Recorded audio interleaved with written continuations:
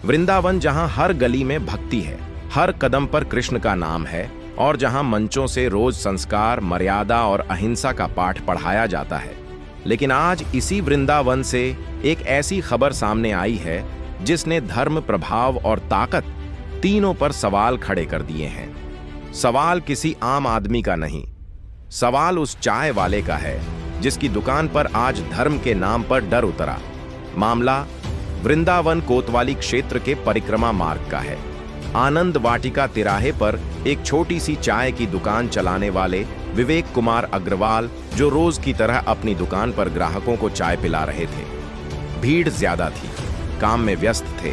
तभी एक e rickshaw चालक उनसे गौरी गोपाल आश्रम का पता पूछता है, लेकिन व्यस्तता के चलते विवेक कुमार उस वक्त पता नहीं बता पाए।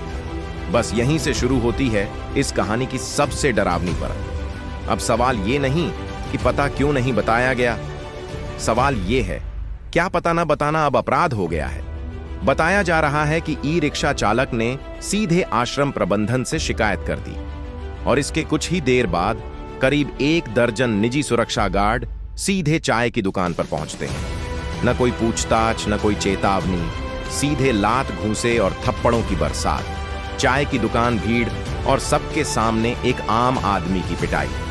सोचिए जरा, जिस वृंदावन में लोग दर्शन के लिए आते हैं, उसी वृंदावन में एक मेहनतकश दुकानदार को सरेआम पीटा जाता है और उसकी गलती सिर्फ इतनी कि वह काम में व्यस्त था। घायल विवेक कुमार को उनकी बेटी निधि अग्रवाल सहारा देकर वृंदावन कोतवाली लेकर पहुंचती है। बेटी का आरोप है मारपीट करने वाले लोग गौरी गोपाल आश्रम से जुड़े निजी सुरक्षा गार्ड थे। पुलिस ने तहरीर ले ली है, जांच की बात कही जा रही है। लेकिन अब कहानी यहीं खत्म नहीं होती। अब आते हैं उस सवाल पर जो पूरे वृंदावन में गूंज रहा है। कथावाचक अनिरुद्धाचार्य महाराज देश भर में अपने प्रवचनों के लिए जाने जाते हैं। जब देश में कहीं कोई घटना होती है तो वह भरे मंच से उस पर टिप्पणी करते हैं, गलत को गलत कहते हैं, नैतिकता की बात करते हैं। तो आज वृंदावन पूछ रहा है, क्या अब इस घटना पर भी कोई टिप्पणी आएगी? क्या आश्रम के गार्डों द्वारा की गई इस बर्बरता पर कोई प्रतिक्रिया दी जाएगी? या फिर क्या यह सब कुछ उनके संरक्षण में हो रहा है? हम आरोप नहीं लगा रहे, लेकिन जब किसी संस्था से जुड़े लोग खुलेआम कानून हाथ में लेते हैं तो सवाल उठना स्वाभाविक है। स्थानीय लोग दबी आवाज में कहते हैं कि आश्रम के आसपास निजी सुरक्षा गार्डों का रवैया पहले भी सवालों में रहा है। लेकिन अब मामला एक आम दुकानदार की पिटाई तक पहुंच गया है। आज सवाल सिर्फ विवेक कुमार का नहीं है, सवाल हर उस आम आदमी का है जो धर्मस्थलों के आसपास रोज अपनी रोजी कमाता है। क्या धर्म के नाम पर डर फैलाया जा सकता है? क्या प्रभावशाली नामों की आड़ में कानून से ऊपर हुआ जा सकता है? और क्या अनिरुद्धाचार्य महाराज इस मामले पर वही नैतिक साहस दिखाएंगे जिसकी सीख वह मंच से देते हैं? अब जवाब आपको देना है। क्या यह सिर्फ एक घटना है या एक खतरनाक परंपरा की शुरुआत?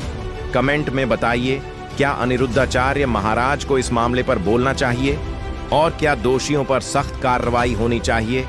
हम इस खबर पर नजर बनाए रखेंगे, क्योंकि सवाल पूछना हमारा काम है और जवाब मिलना जनता का हक। नाम है अंकल जी आपका? मेरा नाम विवेक कुमार है। आप कोतवाली आए हैं, क्या हो गया, क्या मामला है? हाँ, मुझे अचानक 30-40 जने इकट्ठे होते चले गए, मारने लगे, जान से मारने की धमकी दे दी। क्या मामला है? चले गए। क्या मामला है, क्यों मार रहे थे आप? कोई आया था तो उसने कोई बता दिया मेरे किसी जानकार ने, यहाँ आ गया है। फिर उसके बाद में वो पिंड पड़ गया। फिर अचानक ये आ गए, गार्ड आ गया, ये मूछों वाला मोटा कहाँ के था। गार्ड? है कहाँ के गार्ड आ गए? गौरी गोपाल के, अनुरुद्ध के।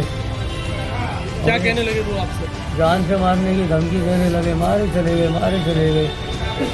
मैंने उनके हाथ पैर जोड़ दिए, मेरे भाई कोई गलती हो गई तो माफ़ करो। तो भी नहीं माने भैया, मारे चले गए। तो